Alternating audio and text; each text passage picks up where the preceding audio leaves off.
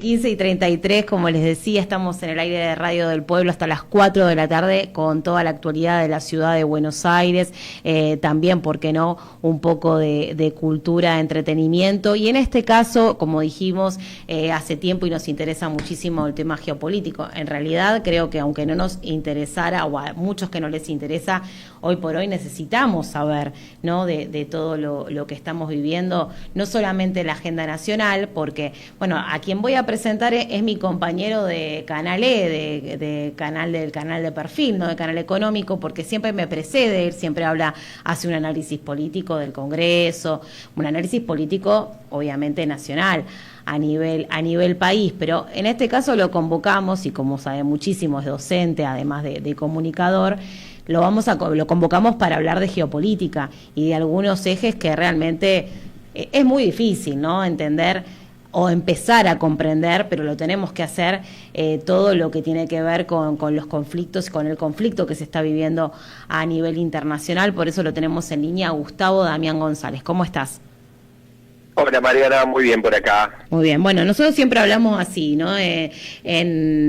Virtualmente, ¿no? Pero bueno, siempre es como que estamos conectados en ese sentido, y yo hoy decía, bueno, siempre le pregunto del Congreso, colabora con las notas y demás. Bueno, ahora le vamos a preguntar sobre algunos términos que realmente lo escuchamos y mucho no sabemos de qué son, y que además la gente los busca mucho en internet y demás, así que hay interés y necesitamos saberlo. Por ejemplo, yo te quería preguntar, ¿qué es la guerra híbrida, la desinformación? Bueno, porque a veces hay términos que yo siento que se usan en una época y después pasan a llamarse lo mismo, parecido, pero de otra manera. Ahora se está hablando de guerra híbrida. ¿Qué sería?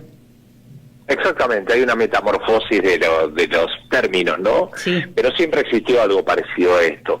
Para vos que sos comunicadora, hay una frase muy hecha de las guerras, que el primero que pierde en la guerra es la información.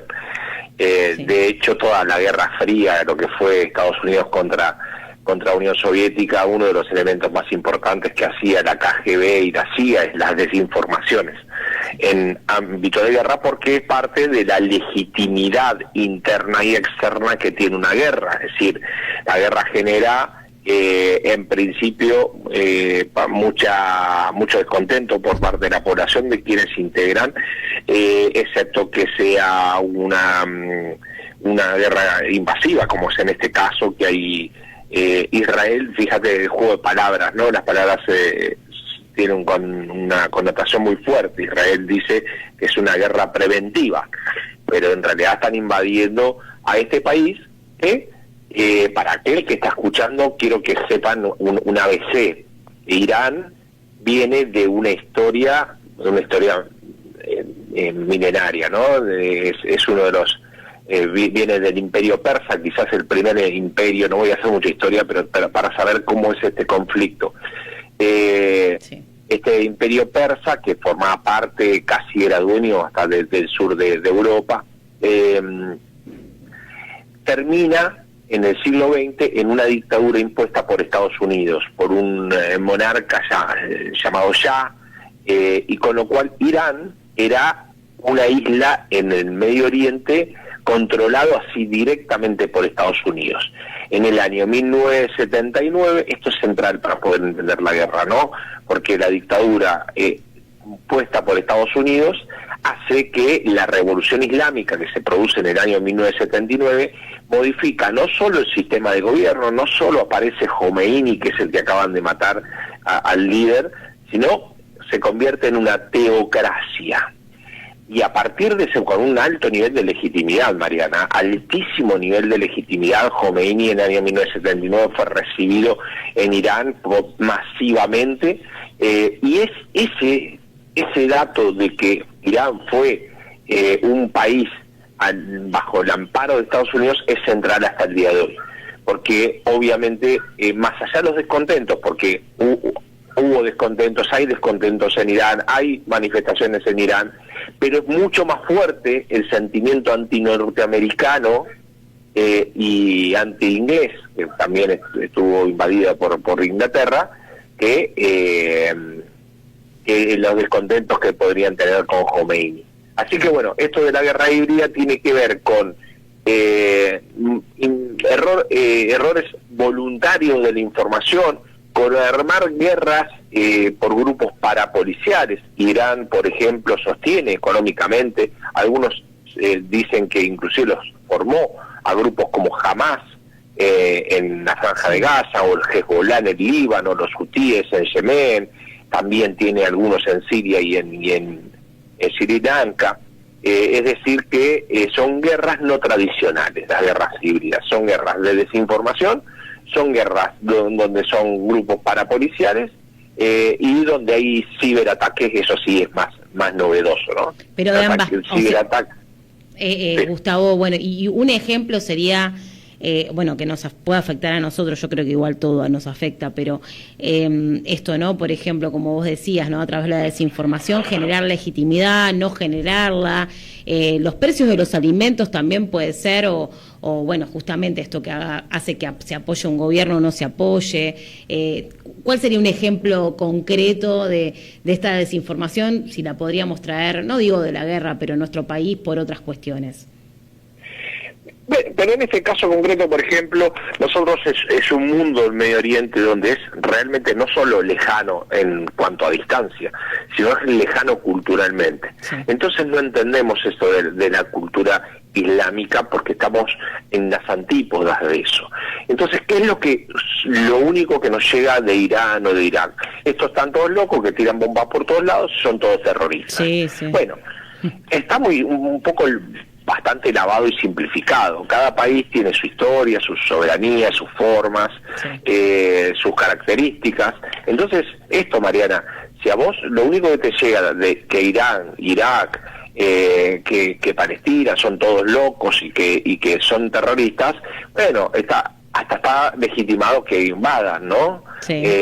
Porque es lo único que nos llega. Entonces, eso de la desinformación tiene que ver tanto en el mundo occidental como nosotros, como también en el interior, porque es muy difícil poder informarse con información fidedigna cuando hay una campaña muy fuerte por parte de Estados Unidos, Israel, ¿no? Sí, obviamente, un poco la estigmatización que sí es tal cual, ¿no? ¿Cómo deberíamos informarnos? Tendríamos que hacer un curso, digamos, ¿no? Para tener realmente, o bueno, no todo el mundo tiene ese tiempo y esa de informarse realmente, ¿no? No es nada fácil, es un poco la batalla cultural, ¿no?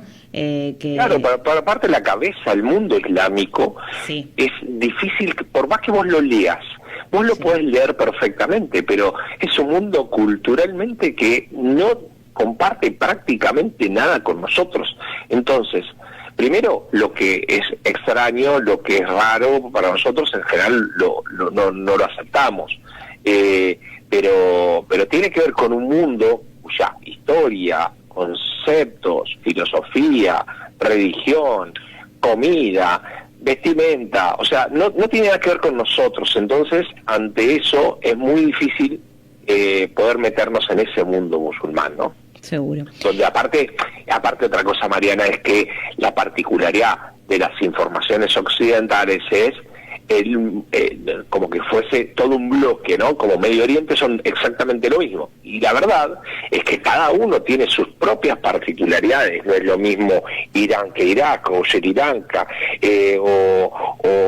no es lo mismo algunos países musulmanes que son mucho más ortodoxos que otros en cuanto, por ejemplo, a sus connotaciones religiosas, ¿no? Uh-huh.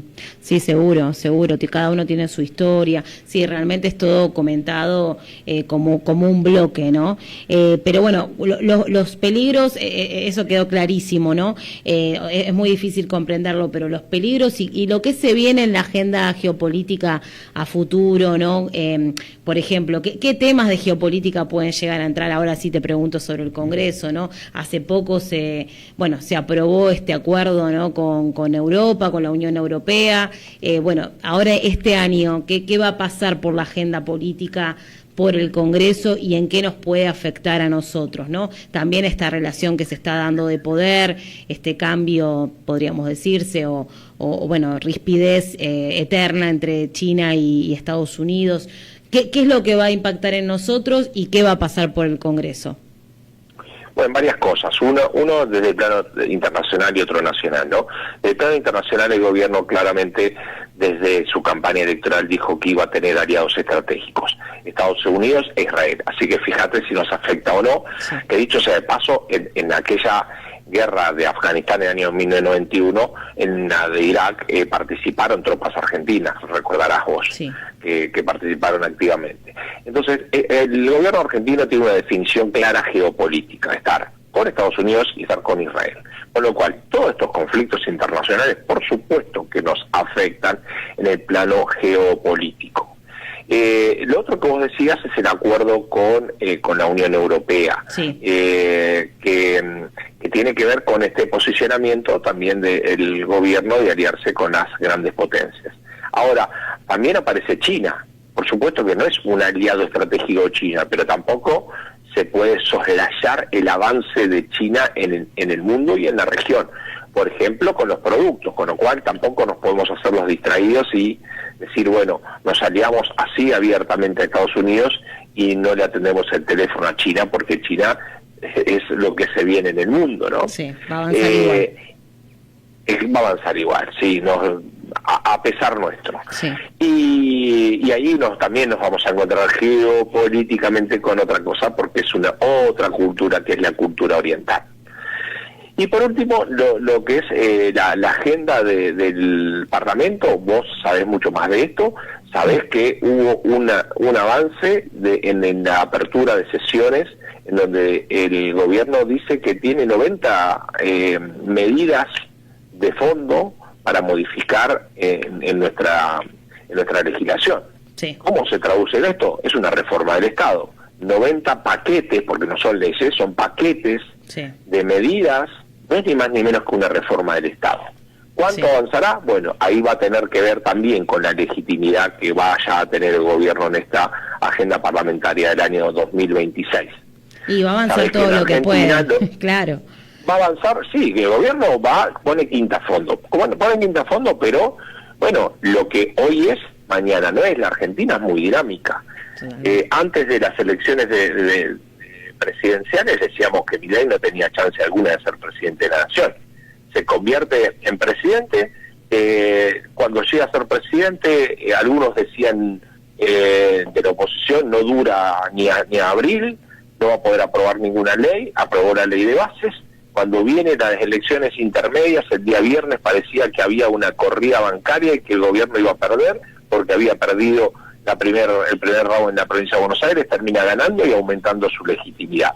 Hoy está con quinta fondo y está envalentonado el gobierno. Quiere lanzar un paquete de 90 medidas, hasta ahora le está yendo bien, con aliados y con alguna ayudita de algunos gobernadores del peronismo, y bueno, hasta cuando pueda avanzar lo va a hacer el gobierno. Bueno, hay que ver qué contrapunto puede tener por una oposición que avanza en función de una oposición totalmente diseminada y sin liderazgo claro, ¿no? Sí, sí, y claramente también muchas de estas reformas que mencionás son pedidos del exterior, ¿no? Como es la reforma laboral, como también ahora se habla de la reforma tributaria, previsional, no son ejes propios elaborados por el gobierno, sino son pedidos, de alguna manera también son geopolítica, ¿no? Son como la geopolítica nos quiere terminar de definir en el tablero mundial, ¿no? No lo oculta el presidente, dijo Estados Unidos es el aliado estratégico, visitó, y esto no lo digo peyorativamente ni con una doble intención, pero realmente visitó más Estados Unidos que algunas provincias argentinas. Sí, obvio. Y eso, bueno, da cuenta de la es más. Es más que Brasil, que es nuestro aliado, tendría que ser nuestro aliado casi natural, te diría. Sí. No, yo me refiero, Gustavo, a que hay hasta hay una presión que quizás obviamente nosotros no podemos verla tal así, pero hay una presión exterior para la adecuación legislativa que está llevando a cabo el gobierno, ¿no? El gobierno mete quinta a fondo, pero no sé si por ganas propias, que seguramente serán también, pero también por presión externa, ¿no? Decir, bueno, necesitamos el país adecuado de tal manera, ¿no? Por eso la reforma, por ejemplo, las sesiones extraordinarias, dijeron, bueno, había muchos proyectos, pero digo, bueno, nos vamos a quedar con la reforma laboral, ¿no? Pusieron ahí todos los sacrificios y los esfuerzos, digamos, puestos ahí. Bueno, y así poco a poco, pero son pedidos que yo creo que tienen mucha insistencia por parte de los socios, ¿no? Y por eso el gobierno actúa, ¿no? Actúa en consecuencia todo lo que puede y todo lo que lo dejen. Sí, y hay una aceptación casi sumisa, ¿no? de Estados Unidos, como bien vos decís. ¿Cuánto hay de voluntad propia y cuánto hay de pedido? Lo cierto es que también no pareciera, por lo menos, lo que muestra, no pareciera mostrar mucha resistencia ante los pedidos, más bien, no, al contrario. Más bien está pidiendo, lo está aceptando a pie juntilla. Bueno, seguramente tiene que haber algo de convencimiento y otro de lo que pueda llegar a presionar, pero después los actores y los partidos políticos y los líderes de los países aceptan o no. Este presidente decidió ir por esa vía, entiende que esa alianza estratégica con Estados Unidos es la mejor agenda que puede tener a nivel internacional y bueno, pareciera morir con las botas puestas, ¿no? En ese sentido. Esa alianza, lo último que te pregunto, esta alianza que obviamente es clara, puede traer consecuencias, bueno, obviamente nadie tiene... pudo hacer futurología, pero puede traer consecuencias a nivel violencia en nuestro territorio, en nuestra región. ¿Violencia, dijiste? Sí, violencia, bueno, actos como conocimos, ¿no? Porque realmente cuando uno la verdad que la Argentina históricamente siempre fue neutral, ¿no? O se mantuvo ahí. Ahora es verdad que lo que mencionabas en el 91, pero en general ha tenido una postura. Ahora ya de neutralidad nada. Esto nos puede traer consecuencias en nuestro territorio, sí, violentos. Bueno, cuando tomamos postura, sí nos pasó, ¿no? Del atentado de AMIA y Israel no fue gratuitamente. Sí, a eso me refiero, sí. No, uno no quiere sembrar pánico, pero no lo pensamos. No, yo creo que hoy me parece que no estamos en la mirada geopolítica del mundo, ¿no? La Argentina no es un país que hoy está en el radar de las superpotencias o de los conflictos, y aparte que los conflictos están en otro lado, y la verdad que estamos pasando un mundo de conflictos muy importante, que es en esa guerra que iba a ser de un fin de semana o la invasión de Rusia a Ucrania ya lleva varios años. Esta que Estados Unidos acaba de invadir y matar al presidente y atacar 20 provincias de Irán, que parecía que iban a hacer, no sé, supongo que habrán evaluado Estados Unidos que sea rápida para que no le pase lo de Afganistán, o lo del Golfo, que empezó a perder mucha legitimidad. Me parece que más allá de este posicionamiento de Estados Unidos, por lo menos en el corto plazo no veo una posibilidad real de alguna violencia externa como fue la embajada de Israel o el AMIA en Argentina. Me parece que ahora no estamos en el radar del mundo, me parece. Bueno, que así sea, ojalá que no nos tengan en cuenta para algunas cosas. Realmente, ¿no? Uno tiene que esperar que se olviden un poquito. Por lo menos para esto nos pone contentos. Para esas cosas. Sí, seguro. En este caso nos pone contentos. Bueno, gracias Gustavo por estos minutos y por siempre la buena predisposición. Abrazo grande, Mariana, buen fin de semana a vos y a la audiencia. Gustavo, te hago una pregunta. Tenemos como temporada 2026, le pedimos a todos que nos digan si sos bueno, vos no sos porteño, sos bonaerense, pero bueno, igual conocés la ciudad. Un aroma... Soy del conurbano. Bueno, pero no importa, o sea, doy por descontado que la ciudad la conocés. Quizás un aroma, si tenés un olor que te haga acordar de la ciudad, que te guste, que puede ser colectivo o algo personal. Mira. No te digo, un artista porteño vivo o no, o que hayas visto aquí en la ciudad y a vos te remita a los porteños. Y también, bueno, un olor, un artista, eso es lo que queremos saber, y bueno, un sabor, ¿por qué no? Que te remita a nuestro lugar. Hay un olor muy particular que recuerdo de mi época de estudiante, que es el subte A. El subte A tenía un olor muy particular de grasa caliente.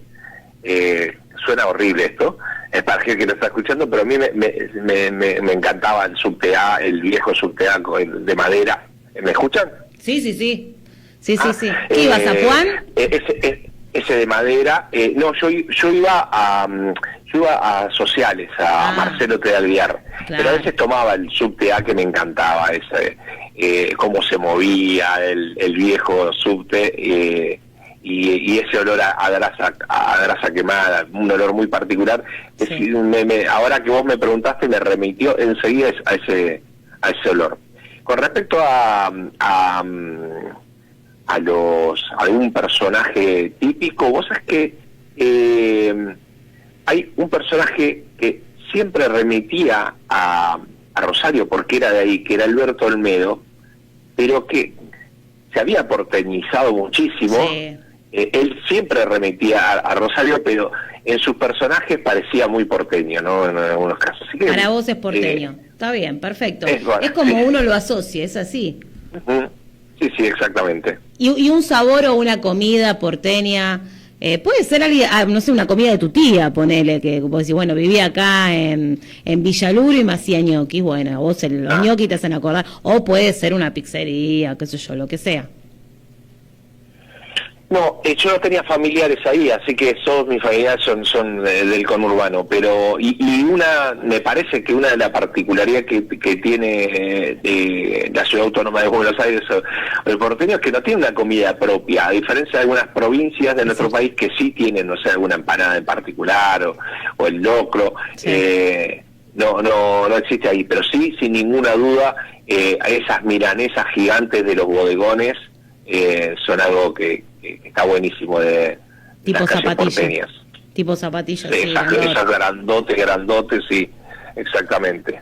La grasa de la línea A, la grasa quemada de la línea A, bueno, la milanesa tipo zapatilla grandota, sí, obvio, con huevo frito, sola, con papas fritas, sí. A caballo, y bueno, y lo que decías de Alberto Olmedo, que sí, es cierto, muy porteñizado, y bueno, es así, un poco el imaginario colectivo, el ADN argentino ahí puesto en Alberto Olmedo, que ayer hizo años de su muerte.